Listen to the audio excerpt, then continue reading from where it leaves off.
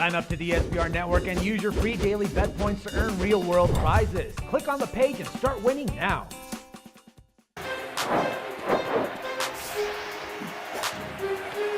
Hi, welcome to SBR Forum Videos. I'm Peter Loshak. We are previewing the second round 2014 NBA playoffs right now with Joe Duffy from OffshoreInsiders.com, who's done a ton of videos with us over the years and gives us great advice every time out, including round one of the NBA playoffs. Joe, thanks for being back with us.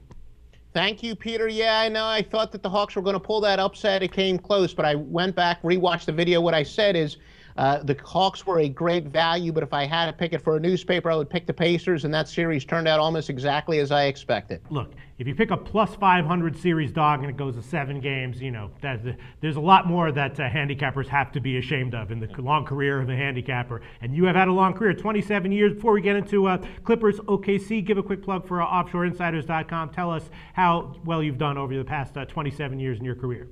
Yeah, it is. It'll be June the 1st will be my 27th anniversary where my picks are public, and I was a gambler several years before that, and without getting into the boring story, handicapping picks literally since I was a little kid. But right now, I'm at OffshoreInsiders.com, approaching 27 years of that being the only income as both a gambler and a sports handicapper. So suffice to say, you've made worse picks than picking a plus 500 dog in a series that goes to 7 games, right?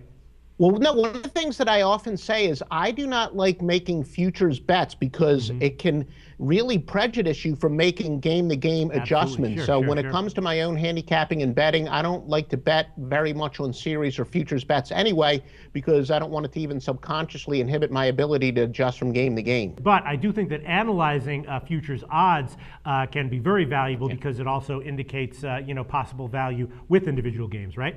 And in fact, especially when you're talking about, the season futures odds, it really has been very good in helping predict which teams will come out of the gate more quickly, et cetera. So no, it's definitely a part of the overall handicap. So the first series we're going to discuss here, Clippers OKC. This is a tough one, right? OKC has the home court edge. They are the favorite. Right now, they're a minus 203 at Pinnacle, and that line has gone up. So OKC has taken some money. That's gone up about 20 cents. The Clippers are plus 178 on the other side.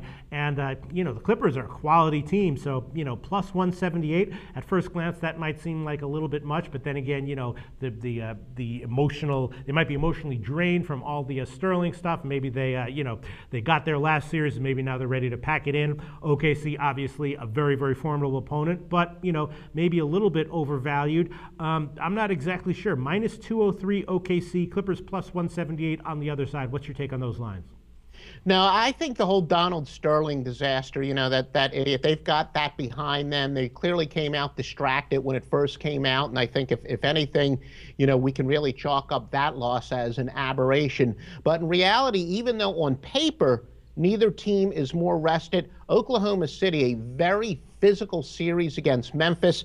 Even Scotty Brooks was really emphasizing how they didn't practice on Sunday. The rest is very important for them. And Kevin Durant, his exact quote was the toughest series we've ever been through. So as far as I'm concerned, really the LA Clippers would be the less tired of the two teams because it was Oklahoma City played a Memphis team that's very physical and nasty, and they really lucked out that Zach Randolph did that stupid sucker punch, and they didn't have to play against him in Game 7. Who knows? Zach Randolph doesn't get suspended, Oklahoma City might not be here. So I think a slight, maybe even a significant advantage to the Clippers. I think had a little bit better matchup where against Golden State, they did run a lot more, but I don't think physically it took as much out of them as Oklahoma City did.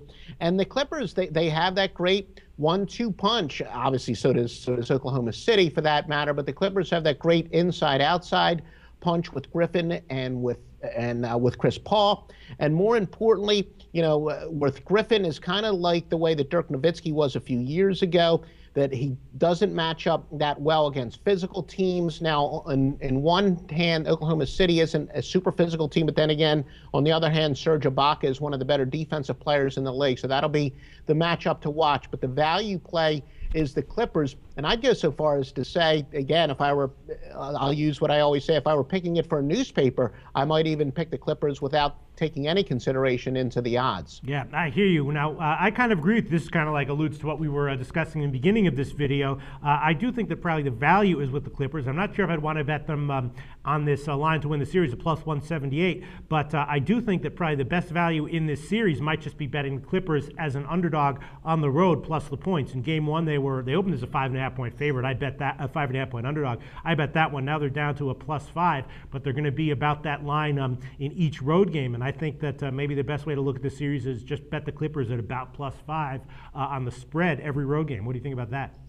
No, that's true. And in fact, really something to support what I already said about maybe the Clippers having a little bit better legs. They have come from behind all year long. So they're a team that can definitely sneak in the back door. If you've got Oklahoma City and you're up by 20 points late in the third quarter, yeah, you'd be in pretty good position, but don't be marking that win up yet, because the Clippers have come back to win 13 times after trailing by double digits, which is pretty significant. And that includes 9 times in calendar year 2014. They came back from 12 points down in the second quarter of Game 7. So, yeah, the fact that they have the ability to play from behind and even sneak in that back door, no argument there. All right, yeah, and maybe another way to bet this series might just be to bet it to go to 7 games, right? I mean, this has basically seems like it has 7 games written all over it, right? Yeah, and the Clippers are tremendous straight up, actually, off of the loss, which as far as when you want to predict how far the series is going to go, yeah, the Clippers have been they're 22-6 straight up off of the loss. And, you talk about the zigzag. I have a modified version, a better version called the bounce back. But part of the bounce back, as opposed to the zigzag, is when two teams are so evenly matched, the team coming off of a loss becomes a stronger play. And yeah, when you have two teams that are as evenly matched as this is, and like I said, I still think the Clippers have a slightly more of an advantage when it comes to the being less tired from the first series. But the fact that both of them did go 7 games in the first series, this seems like it is destined to go the 7 games. All right, Joe Duffy from OffshoreInsiders.com. You really have the key numbers at your fingertips at all times. Joe Duffy liking a little bit of value with the Clippers at plus 178. Thanks so much, Joe.